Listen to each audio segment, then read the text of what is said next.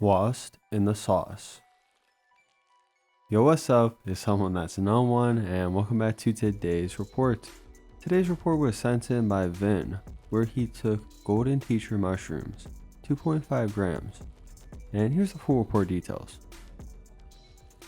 Okay, here's another great first time mushroom trip. Vin did this with her partner at the time, and I'll just say they go on quite the adventure as they're introduced to the psychedelic world. There's a lot of trippy effects that pop up, and this is one I'm sure you'll enjoy. So without further ado, let's dive right into this.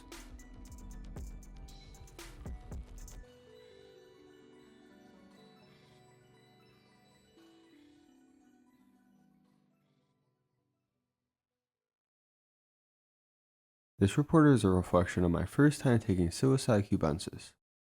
I was in high school at the time, and I was enamored with the idea of a substance that could totally change my perception of reality.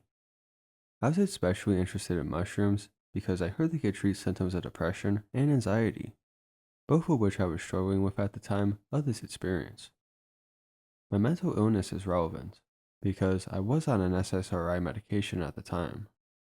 Because of the potential interactions between my medication and the mushrooms, I took 2 weeks off my medication before the trip.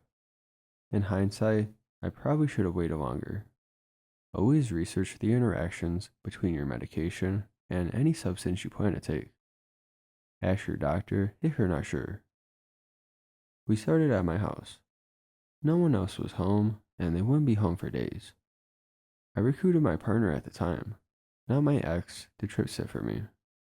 I eyeballed the dose at about 2.5 grams, but I did not weigh the dose. I ground it up with my weed grinder and mixed it with pure lemon juice. I let it sit for 15 minutes, stirring every 5 minutes. I drank the lemon tea, and it tasted like vomit. The caustic, earthy fluid slid down my throat and settled in my stomach. My nerves settled, and I felt at peace with my fate. There was no stopping it now. Even if I forced myself to throw it up, the substance would probably already be in my bloodstream, making its way to my brain. I detected what was about to happen, and I was happy I did it. Neither of us could drive, but we planned ahead, so my ex's parents were ready to pick us up and drive us to the park. The ride was only about 10 minutes, but halfway through, I started to become aware that I felt different. The sun seemed much brighter. The old red truck we were in seemed oversaturated, and the trees were shimmering green as they went by. I could barely hold my tongue. When my ex's parents asked me a simple question, I give them rambling answers, confident that I still sounded sober until my ex gave me a nervous look that silently screamed, "Shut the fuck up before you give yourself away." After they dropped us off in the park, I told my ex that the colors are looking brighter, with a smug face that implied there was more to be said, but that I couldn't possibly put it into words. There was a cafe in the park, my favorite breakfast place. The seating was all outdoors on the grass, and it was a beautiful, sunny day. My ex did the talking and ordered the table. We waited for a seat, and I zoned out for a moment. Then the hostess came and led us to our seats. I was surprised by how easily I can control my movements. I was very intoxicated, but I'm sure that I looked totally sober at that point. The table was perfectly situated next to a grassy field and a large birch tree. We had an umbrella, and I sat in the shade. We both put in orders for breakfast combos. I ordered a huge meal of eggs, hash browns, French toast, sourdough, and an iced tea with lemon.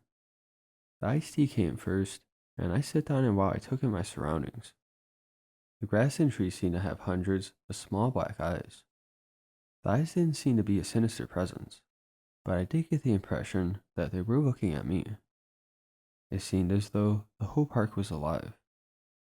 While I waited for my meal, I started to cry. I wasn't happy or sad. I just had this huge smile on my face, and I was crying my eyes out. It was one of the most incredible sensations I have ever felt. It felt like how it feels to laugh so hard that you cry. Except it went on and on for a long time. I was also experiencing time dilation at this point. This is still no more than an hour after dosing.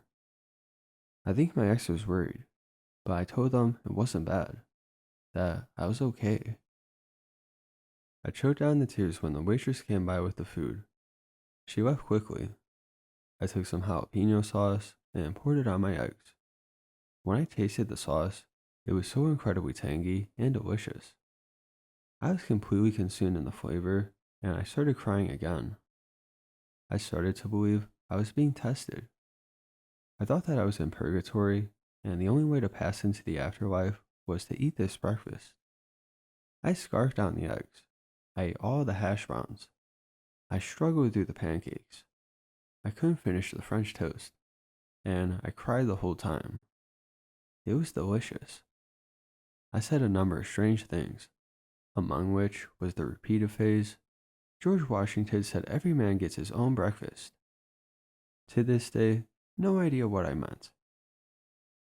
At one point, I saw a fruit fly that landed on an orange that was on my plate. I tried to pick it up and crushed the fly on accident. I turned to my ex and laughed hysterically. I dropped the orange slice on the ground, and they picked it up to keep from causing a scene. About an hour and a half after dosing, we were done with breakfast. We got a to-go cup for the iced tea and a box for the French toast. After my ex paid the bill with my card, they had to go to the bathroom, and I told them I'd wait on the bench. While they were in the bathroom, I got a message on my phone. It was from a coworker. I tried to answer it, but I couldn't see past the glare on my phone. They came back, and we started to walk around the park. At this point, most objects were swaying in my vision. I was full of childlike wonder. We came up to a little stream, and I spotted a mallard. I told my ex that the duck was my friend, and I sat down on the dusty bank of the stream and stretched out my arms to him. I didn't care if I got dirty or not. I took a picture of the duck with my phone. After a few minutes, my ex decided to move me along and suggested we set up a picnic blanket. I agreed, and we walked down to find a place to lay it out. We found a clearing and a pair of geese waddling around on the grass. I became convinced that these geese were my parents, and I was upset with them. I opened up my iced tea, grabbed a slice of lemon, and hurled it into the grass in front of them. One of the geese nibbled on one of the lemon, and then, disappointed, turned and shook its head, and they both walked away. "That's what you get," I said. We laid the picnic blanket down on the grass, and I collapsed on top of it. I started feeling the grass with my fingers and pulling it up. I looked at the bugs crawling around and thought about what their lives would be like in detail. We laid there for some time before we decided to call an Uber back to my place. We rode in the back of a clean black sedan, and I looked out the window. I saw a man in the car next to me, and I thought I saw him aging, shifting from a young age to an old man, in a matter of seconds before my eyes. We got back to my place about 3.5 hours after dosing.